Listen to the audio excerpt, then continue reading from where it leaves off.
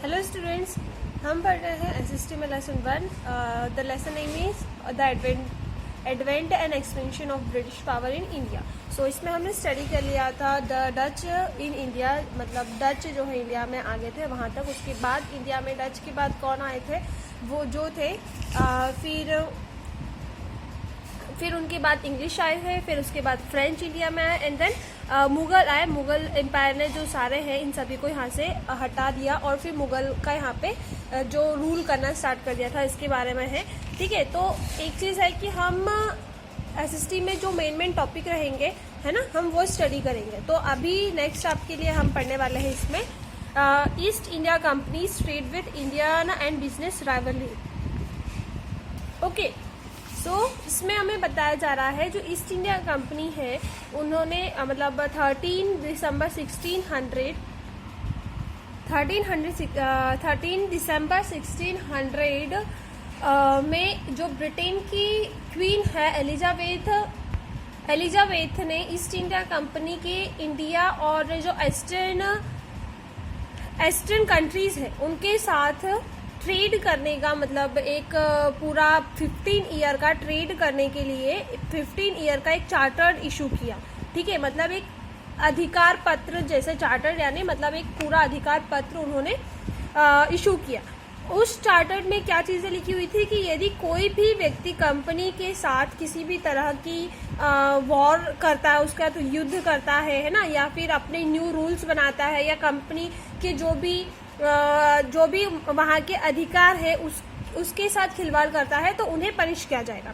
ठीक है, और जो ईस्ट इंडिया कंपनी थी वो कैसे फॉर्म हुई थी, तो ईस्ट इंडिया कंपनी कुछ ब्रिटिश कैपिटलिस्ट के जॉइंट ट्रेड के साथ वो फॉर्म हुई थी। ठीक है, मतलब जो ब्रिटिश के कुछ जो बड़े लोग थे ना, पैसे वाले जो लोग थे है ना, उनके व्यापार के आपस में साझा करने की वजह से जो ईस्ट इंडिया कंपनी है वो बनी थी। और इसका जो ईस्ट इंडिया कंपनी है उसका जो प्राइम एम था वो क्या था, सिर्फ और सिर्फ earn more and more profit, है ना, मतलब ज्यादा से ज्यादा प्रॉफिट अर्न करना था। अब ब्रिटिश जो थे वो इस चीज में बिलीव रखते थे कि उन्हें प्रॉफिट चाहिए। अब वो profit by hook and crook कैसे भी हो वो राइट होगा, है ना, मतलब चाहे वो सही तरीके से प्रॉफिट निकाले या गलत तरीके से, उन्हें ओनली प्रॉफिट से मतलब था। एंड उसके बाद even loot and war considered right by the British to fulfil end of business, है ना। और इसके साथ ही मतलब लूट करना और जो वॉर मतलब लड़ाई झगड़े करना, उसको भी उन्होंने सही मतलब कंसिडर किया, क्योंकि उन्हें उनकी जो भी मतलब उनकी जो भी जरूरतें थी उन्हें फुलफिल करना था, उसके लिए सिर्फ उन्हें प्रॉफिट चाहिए और कुछ नहीं। ठीक, और वो उसके लिए कुछ भी कर सकते थे। और जो कंपनी मतलब जो कंपनी है, कंपनी इसी तरह की लूट एंड वॉर के साथ कैसी होती गई एकदम, मतलब उसकी जो ट्रेड है, मतलब वो पूरी जो उनकी जरूरतें हैं, जो उनकी नीड थी, वो सारी फुलफिल करते गए। ठीक है, और कंपनी का सिर्फ एक ही रूल नहीं, मतलब एक ही एम्बिशन नहीं था कि उन्हें सिर्फ और सिर्फ यहाँ के ट्रेड पर अपना पूरा अधिकार चाहिए, बल्कि उनका ये भी एम्बिशन था कि वो पॉलिटिकल जो है, इंडिया का जो पॉलिटिक्स है उस पर भी अपना अधिकार जमाए। ठीक है, फिर आगे बताते हैं इसमें कि जो ब्रिटिश है, the British had analysed the political weakness of India, मतलब अंग्रेज जो थे है ना, वो इस चीज के बारे में समझ चुके थे कि इंडिया की जो पॉलिटिकल वीकनेस है वो क्या है, किस तरह से इंडिया की जो पॉलिटिकल पावर है हम उसे अपने हाथों में ले सकते हैं, उन्हें वो वीकनेस पता चल चुकी थी। ठीक है, and through the acquiring political power would be profitable to their trade. और इसके साथ ही मतलब जो अंग्रेजों को ये लगता था कि जो ट्रेड है उसमें ज्यादा से ज्यादा अगर हमें मतलब उनका जो व्यापार है, यदि उसमें उन्हें ज्यादा से ज्यादा प्रॉफिट चाहिए, तो उसके लिए उन्हें सबसे पहले जो पॉलिटिकल पावर है उसे अपने हाथ में लेना होगा। और इसके लिए उन्होंने मतलब उनके जो ये गोल है उसे अचीव करने के लिए उन्होंने बहुत जल्दी इस पे वर्क करना स्टार्ट कर दिया। ठीक है, और जो कंपनी के जो स्टार्टिंग में मतलब कंपनी के जो एम्प्लॉयज थे वो करप्ट और ग्रीडी थे, है ना, और दे एक्सेप्टेड ब्राइब। ठीक, और मतलब उनका ये था कि उनका ये मेन एम था कि ज़्यादा से ज़्यादा उनको सिर्फ क्या चाहिए, पैसा चाहिए होता था और कुछ नहीं। फिर उसके बाद इंडिया की जो कंपनी है उसके ट्रेड का किस तरह से एक्सपेंशन हुआ है ना, ईस्ट इंडिया कंपनी इंडिया में किस तरह से एक्सपेंशन हुई, मतलब बढ़ती गई, उसके बारे में डिटेल दी हुई है। ये हम नहीं पढ़ेंगे, इसकी एक काम कर सकते हैं आप लोग, इसकी सिर्फ ओनली रीडिंग कर लेंगे, थोड़ा बहुत आपको भी अच्छे से समझ में आएगा। फिर Anglo French and Carnatic war के बारे में इसमें दिया है। फिर नेक्स्ट हमें पढ़ेंगे कर्नाटिक वॉर के बारे में, Carnatic war and there result, ठीक है, ये इंपॉर्टेंट टॉपिक है इसका, तो हम ये देखते हैं। तो जो कर्नाटिक वॉर है इसमें हम देखेंगे कि जो ज़्यादा से ज़्यादा प्रॉफिट अर्न करने के लिए और पॉलिटिकल इन्फ्लुएंस है ना, पॉलिटिकल इन्फ्लुएंस में बहुत ज़्यादा पॉलिटिकल इन्फ्लुएंस मतलब इन्फ्लुएंस को बढ़ाने के लिए जो ब्रिटिश ईस्ट इंडिया कंपनी है वो और फ्रेंच कंपनी दोनों ही मतलब अपने एफर्ट्स लगा रहे थे, ठीक है। दोनों ये ट्राई कर रहे थे कि मतलब दोनों का ये मेन था कि दोनों एक दूसरे को क्या मार देना चाहते थे और कम से कम प्राइस में लोएस्ट प्राइस में वो इंडिया के ज्यादा अच्छे गुड्स, यहाँ पे गुड्स का मीनिंग होता है सामान से, ठीक है, या तो कम से कम लोएस्ट प्राइस में वो यहाँ का गुड्स जो है वो परचेज करे। और ये जो दोनों है both wanted to have control over the market, दोनों इंडिया के मार्केट पे कंट्रोल करना चाहते थे and to gain more facility and more markets they begin to interfere in the internal affairs of the Indian state।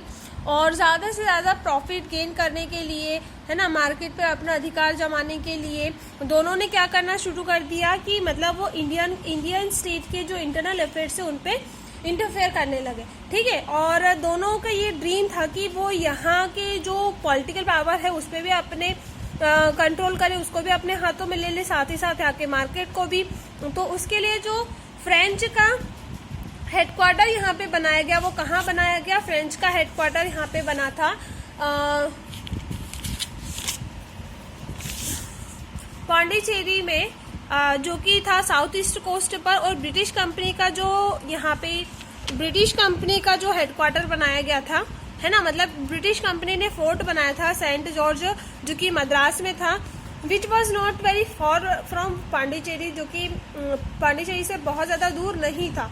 और दोनों company के ये एम्बिशंस थे कि वो चीज़ों को इंडिया के जो पूरी पावर है उसको अपने हाथों में ले लें। एंड और उस चीज़ के लिए दोनों कंपनी के बीच में 3 वॉर्स हुई, मतलब यहाँ पे 3 कर्नाटिक वॉर के बारे में बताया गया है जो इंडियन हिस्ट्री में, हम उन्हें देखते हैं, ठीक है। जो कि फर्स्ट कर्नाटिक वॉर स्टार्ट हुई थी 1746 में और जो कि एंड हुई थी 1748 में। ये किन किन के बीच हुई वो देखेंगे हम। सो जो फर्स्ट कर्नाटिक वॉर में हमें बताया गया है कि सबसे पहले तो जो कर्नाटक है वो मुगल एम्पायर के अंडर कंट्रोल में था, उसके बाद उसे इंडिपेंडेंस मिल गई।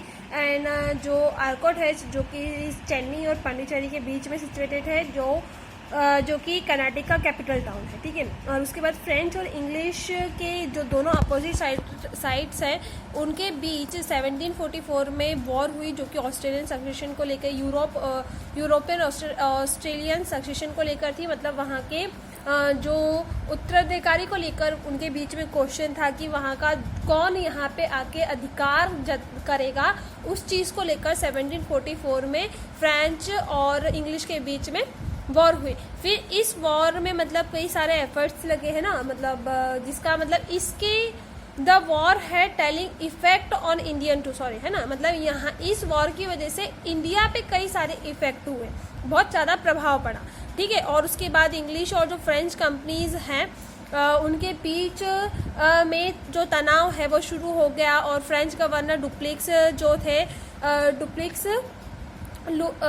डुप्ले ने कर्नाटक के नवाब थे अनवरुद्दीन को मतलब उनको लालच दिया और उन्हें अपने फेवर में करा। और French force to control over the British fort in Madras, और फ्रेंच ने जो मद्रास का फोर्ट है, ब्रिटिश का मद्रास फोर्ट है, उस पर कंट्रोल कर लिया।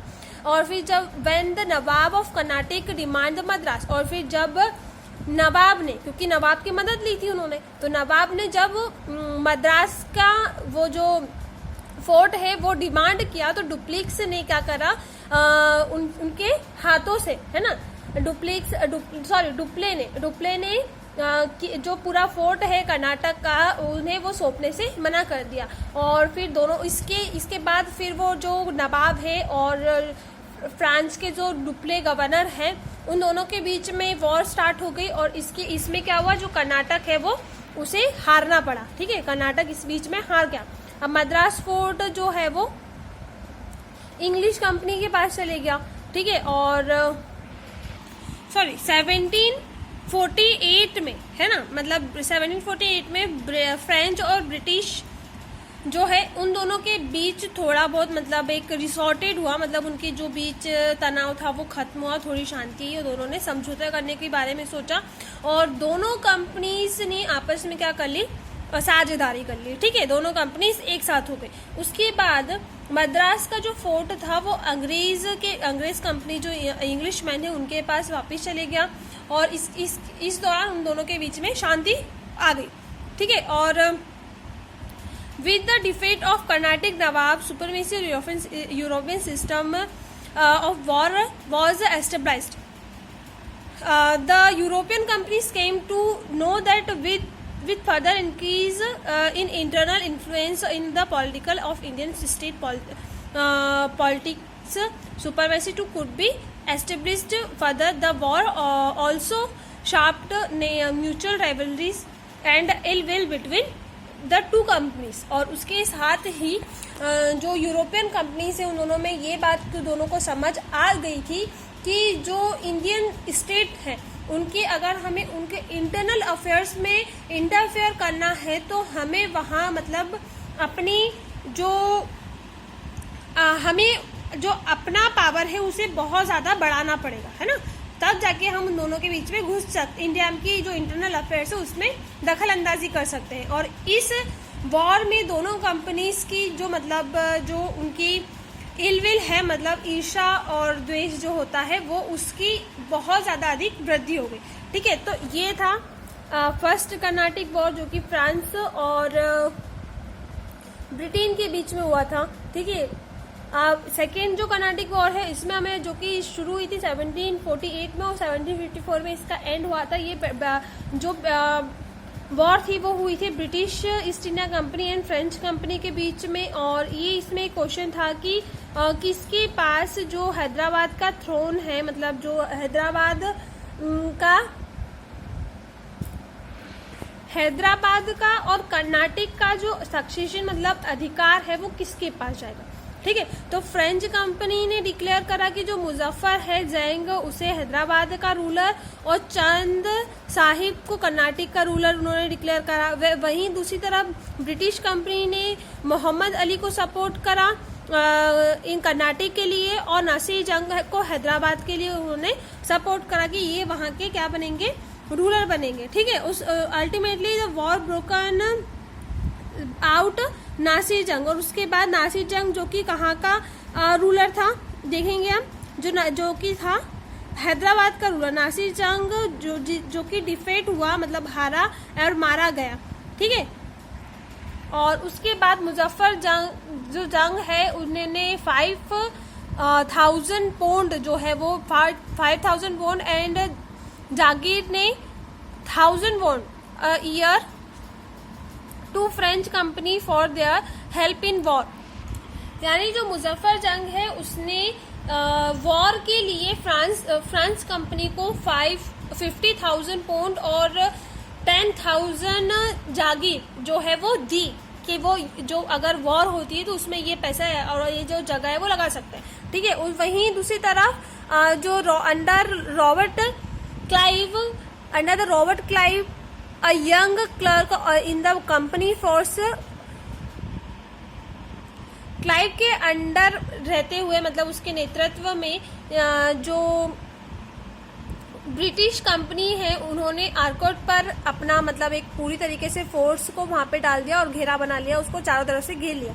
वहीं चंद साहब जो है वो कि जो ये वॉर हुई उसमें मारा गया, और उसके बाद जो कर्नाटक है वो जिसके ब्रिटिश कंपनी के अंडर कंट्रोल चले गया। अब इंग्लिश कंपनी ने अपनी सुपरमेसी कर्नाटक में और फ्रेंच मेंटेन देयर आर्मी इन हैदराबाद, और उन्होंने फ्रेंच कंपनी है, उन्होंने हैदराबाद में अपनी जो आर्मी है उसे बढ़ाया, वहां पे उन्होंने उसे और ज्यादा स्थापित किया ताकि उसकी और वो बढ़ा सके, वहां की जो फोर्स है उसे और बढ़ा सके। हैदराबाद की अगर हम प्रोटेक्शन की बात करें, अगर हैदराबाद की जो प्रोटेक्शन है उस पर फ्रांसीसी कंपनी ने अपना एक जो पूरी जो उनकी फोर्स है वो वहां पे रख दी ताकि हैदराबाद की वो रक्षा कर सके, उसे वो प्रोटेक्ट कर सके। और इसका खर्च जो पूरा जो पैसा लगता था वो हैदराबाद को ही देना पड़ता था, क्योंकि जो सेना है अगर प्रोटेक्शन के लिए वो उनकी फोर्स वहां लगाते हैं तो उसके पूरी जो देखरेख है, जो खर्चा है, उसका जिम्मा भी हैदराबाद के पास ही था।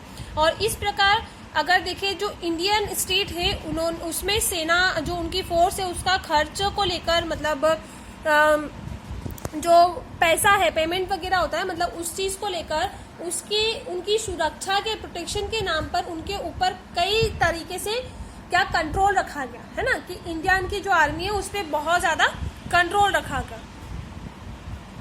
यानी मतलब उनकी मेथड क्या थी कि वो बता ये रहे हैं कि हम इंडिया को प्रोटेक्ट कर रहे हैं, है ना, इंडिया की स्टेट को प्रोटेक्ट कर रहे हैं, और उसका खर्चा वो इंडियन से ही ले रहे हैं, इंडियन स्टेट से ही पैसा लेकर वो ये दिखाते हैं कि हम जो है इंडिया को प्रोटेक्ट कर रहे हैं। उनका ये मतलब ये पूरा एक नया तरीका था जो कि सामने आया। अब जो थर्ड कर्नाटिक वॉर है हम नेक्स्ट वीडियो में पढ़ेंगे, ठीक है, और आगे के बारे में भी हम आगे नेक्स्ट वीडियो में कंटिन्यू करेंगे, ठीक है। Thank you.